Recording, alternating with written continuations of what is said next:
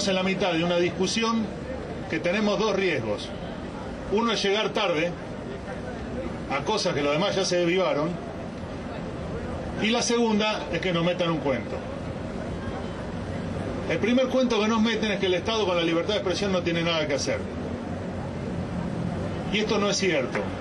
A partir de acá voy a tratar de, sobre todo porque ustedes son estudiantes de comunicación, y les cuento, esta cosa de la radiodifusión, en el único lugar donde se ven es en la carrera de comunicación. Los estudiantes de Derecho salen sin saber esto, por lo menos en el 99% de los casos, razón por la cual a la hora que esto se transforma en un debate público, la herramienta de transmisión a la sociedad de que esto existe son ustedes, o somos nosotros. Primer dato, no es cierto que el Estado cumpla sus obligaciones internacionales en materia de derechos humanos, pues esto no es un problema técnico, es un problema de derechos humanos, limitándose con abstenerse de censurar. El Estado tiene, en materia de radiodifusión, obligaciones claras y concretas de prestación. En la jerga de los derechos humanos se dice que los Estados cumplen sus obligaciones o por abstención o por prestación. En el caso de la radiodifusión, solo por citar tres cosas o cuatro, la Corte Interamericana de Derechos Humanos, que es la misma Corte que determinó que las leyes de impunidad eran inconstitucionales o violatorias de los derechos humanos, y es jurisprudencia que cumple la Argentina, y así cambiaron las leyes de impunidad en este país. Digo, la Corte Interamericana tiene dicho que el derecho universal, humano, de recibir, difundir, investigar informaciones y opiniones por cualquier medio no es un derecho declamativo. Vale decir, implica el derecho concreto de acceder a los medios para cumplirlo. Segundo tema. En el año 2000, la Comisión Interamericana de Derechos Humanos, que es una suerte de fiscal de cómo se cumplen los derechos humanos en el continente, estableció una serie de principios, lo que se llama la Declaración de Principios de octubre del 2000. Ahí en el punto 12 dice claramente que los oligopolios y los monopolios en la comunicación social violan la libertad de expresión y son atentatorios contra la democracia. Digo, no es que se le ocurrió a Loretti chupeteando un rato de nafta al lado de Pablo y pegándome una vuelta diciendo, los monopolios violan la libertad de expresión. No, no, lo dice la Comisión Interamericana de Derechos Humanos. Y dice que hay que establecer reglas antimonopólicas. Existen unas personas en las organizaciones internacionales de derechos humanos, en el sistema interamericano, en el sistema europeo, en las Naciones Unidas y en el africano, que se llaman relatores de libertad de expresión.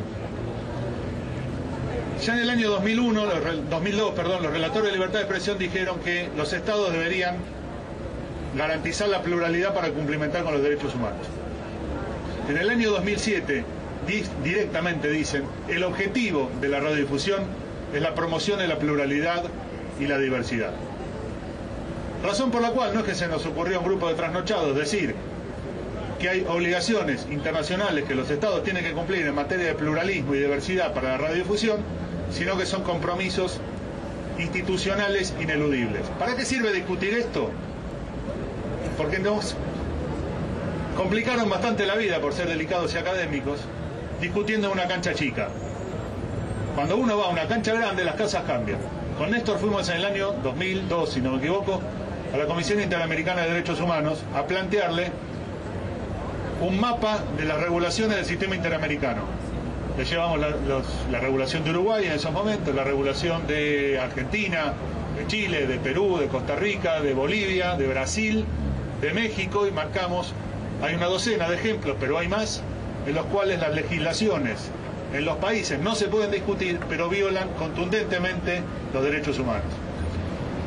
La Comisión Interamericana tomó eso, hizo un informe, determinó claramente que las regulaciones violatorias de la libertad de expresión que existían en América Latina en materia de radiodifusión no comercial, no solo comunitaria, marcó en un capítulo cuál es la relación entre la pobreza y la libertad de expresión y la necesidad de facilitar medios a los sectores menos favorecidos de la sociedad, y a partir de ahí estableció una agenda muy clara en materia de promoción de la diversidad de la comunicación social, que llegó, por ejemplo, a que en México, después de 40 años de petición por parte de las organizaciones civiles sin fines de lucro para tener una emisora, aparecieran 12 emisoras de comunidades indígenas. Eso después se fue replicando a reuniones de trabajo con otros países, pero insisto, ¿por qué marco esto? Porque acá nos achican la cancha y nos dicen, la Constitución argentina dice que el Estado no se tiene que meter en nada.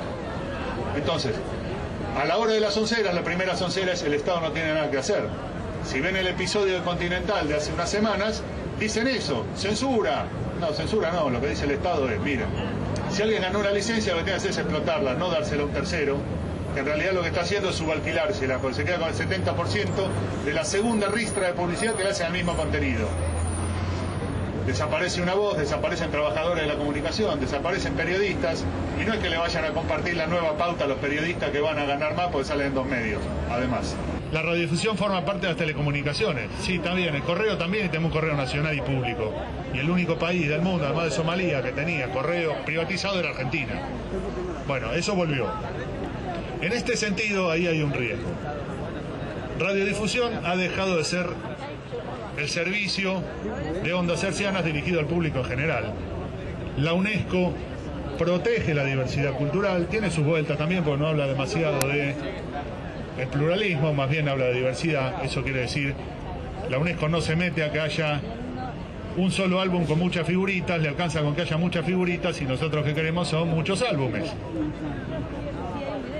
Pero digo, en ese marco, otro de los riesgos es que nos digan, esto hay que discutirlo en telecomunicaciones. Ahí nos vuelven a joder. ¿Por qué digo también esto atrasa? Porque hay algunas cuestiones que se regulan en materia de comunicación social o de servicio de comunicación audiovisual que no son radiodifusión. Todo el mundo nos habla de la convergencia, es como Peter Pan, nadie lo vio. No hay ley de la convergencia. En el mejor de los casos son 2 leyes pegadas adentro de una. Lo más avanzado que existe en esto, y que el gobierno se dio cuenta, y algo de esto mencionó la presidenta, y espero que se cumpla eso de acuerdo al título, es hablar de servicio de comunicación audiovisual. ¿Por qué? Porque independientemente del soporte, todo aquel bicho que se dedique a hacer programación en parrilla con oferta estable está sujeto a reglas de la UNESCO. Ese es el sentido que han tenido los europeos.